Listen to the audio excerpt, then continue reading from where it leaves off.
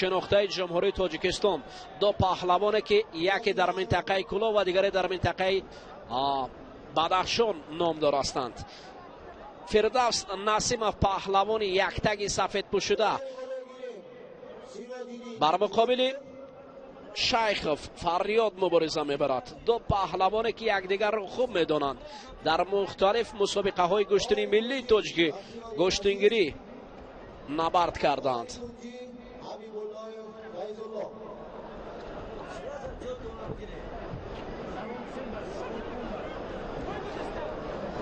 رقابت میان این دو پهلوان نامدار جمهوری تاجیکستان شروع خواهد شد. دوستان عزیز، اکنون هر لحظه نفرانی که با شبکه ورزش میپیوندند یعنی شروع شوق گشتنی ملی رو بیشتر میبینند.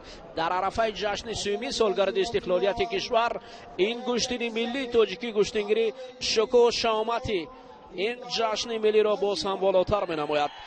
ارائین طرفداری مخلصان برای فردوس و فریاد شیخov.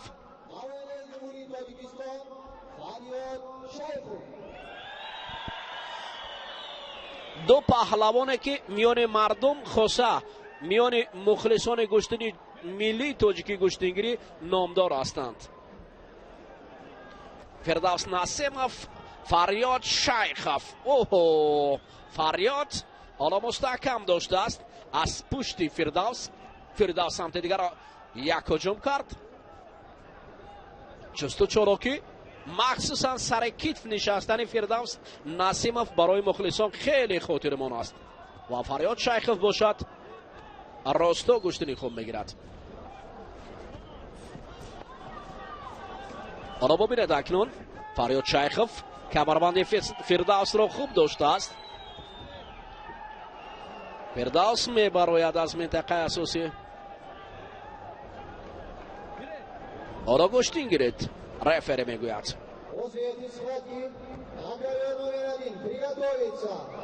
Президент Республики Беларусь Игнат Давидчук и представитель Республики Турции Аказ Буран.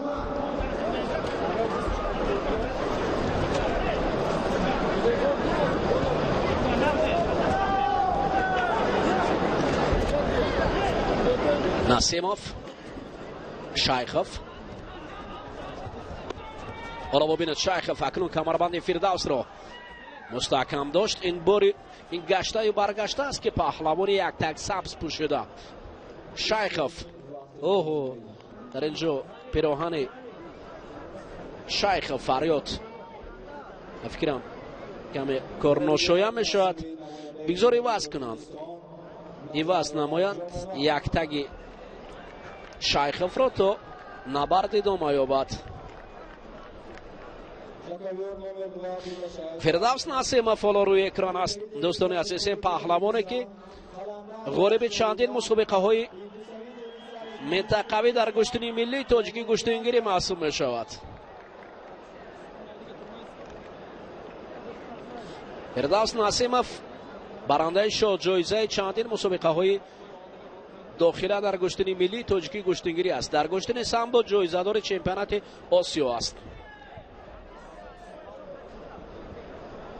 حالا شیخov اکنون برای وصل کردن یک تک میدان را لحظه ترک میکند.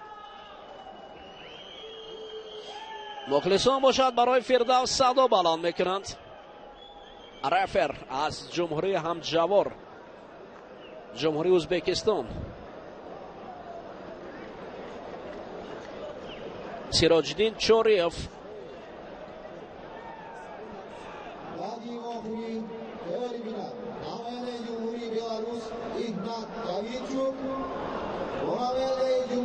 حالت تکرار رو ببینیم. در اینجا چند نوبتی که شیخov با هجوم گذشت فردوس خود را کنار میبرد.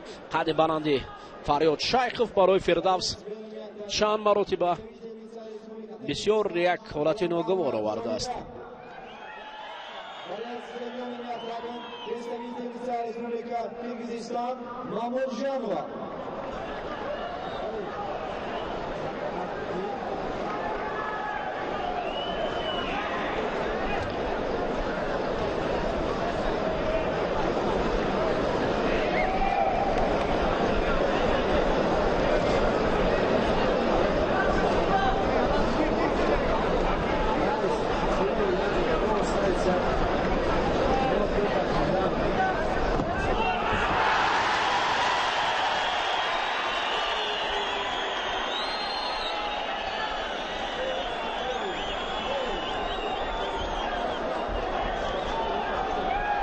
همه دادشاه представитель Республики Таджикистан Шохида Халандарова.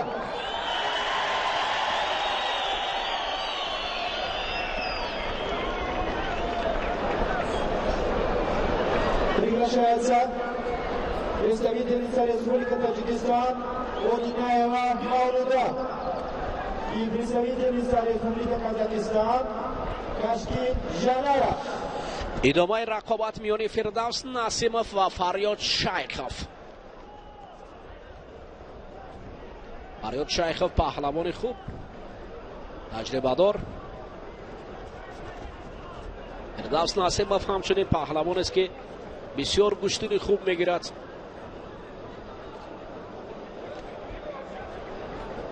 حالا برادر محمد عبدالرحمانوف غلام افروز عبدالرحمانوف برای فردوس مصلحت میدهد از کرسی مربیگی.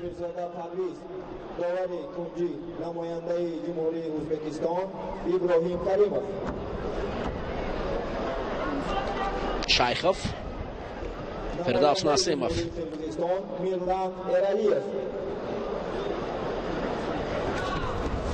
در جواب نداد پهلوانی.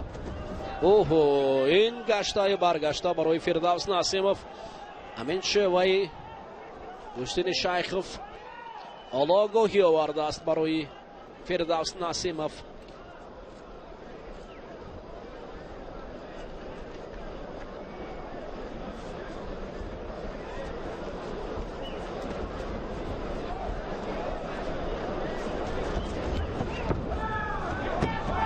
شیخov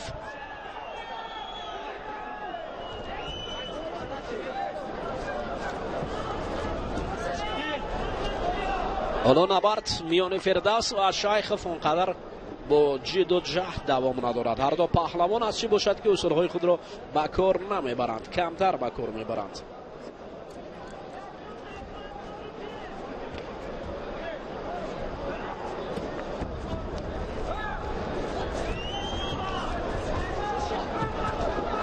فردوس نسیمov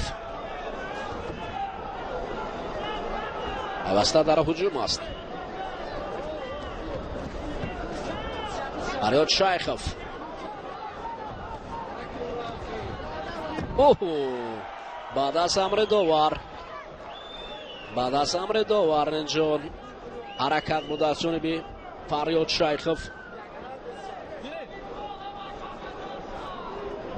اونا اکثرا برای فردوس هم میگویند گشتن نمیگیرد، میگویند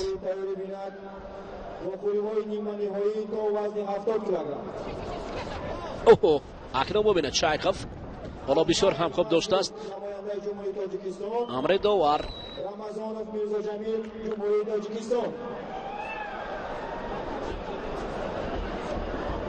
باید همیشه به امر داور گوش اندازند.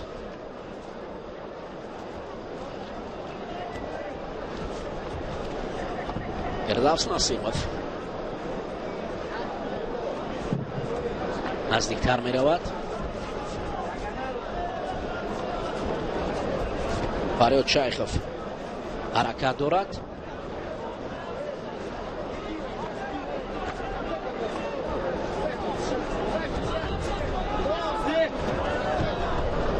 امتیاز نیست میان نبرد، فقط یک آگاهی برای فردوس نسیمov نشان دادند و فریاد شیخov باشد حالا به امتیاز هم ندارد، ولی آگاهی برای فردوس نسیمov کاری او را کمی داغدار کرده است. اگر با چنین شوه رقابت ادامه کند پس فردوس رو به باخت دارد.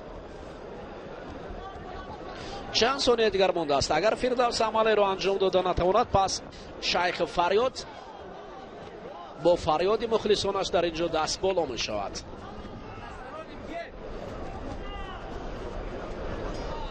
وقتی که آزمایی 3 دقیقه ایلاوگی 3 دقیقه ایلاوگی طبق قاعده های گشتن ملی تاجیکی یک آگاهی که برای فردوس داده است نقش نبازید و همین طریق 3 دقیقه دیگر اضافه می شود.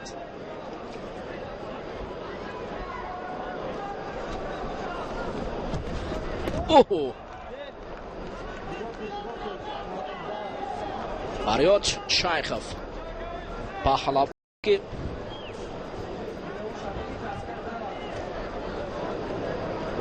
یزگولان میگویند مکانی که در آنجا پهلوانان قوی رو تربیت کرده است.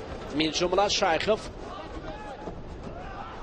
از همون منطقه زیبا منظر جمهوری تاجیکستان از یزگولان است و فردوس نصیبوف باشد پهلوان است که در شهر کلوب تمرین های خود را گرفته است و تحت رهبری ظریف نظریف در آنجا مشق ورزی کرده است و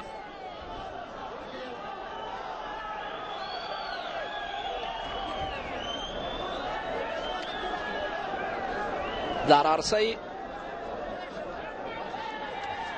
جهانی برآمد کرده است. در گشتری گشته و برگشته شایخوف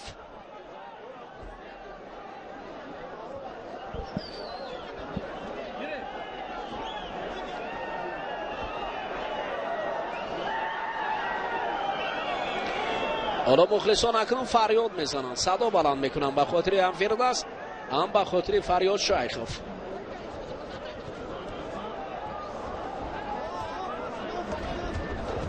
نسیموف عرق جابیل میرسد.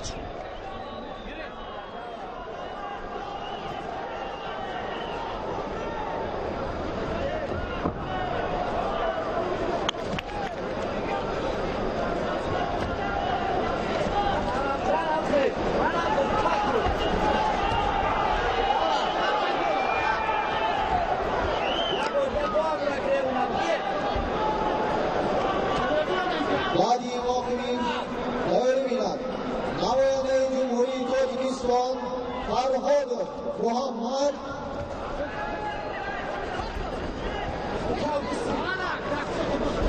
اکنون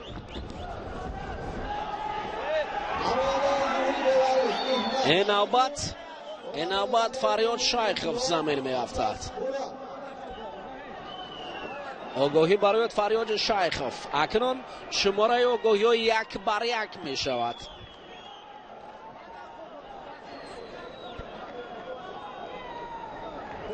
سه دقیقه الواگی هم در مرحله نهایی است. حالا نبرد پهلوانان اکنون باز هم دوباره فردوس اما شوی پیشتر را فردوس به کار برد و بالاخره یک بدن پهلوان سفید پوشیده را دست بالا میکند. در همین شوی سر کتف سر سیوجی میگویند بالاخره فردوس نسیموف را دست بالا کرد. دیدید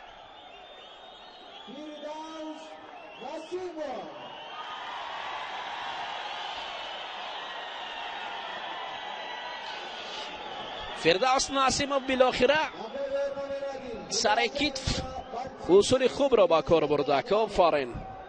حالت تکرار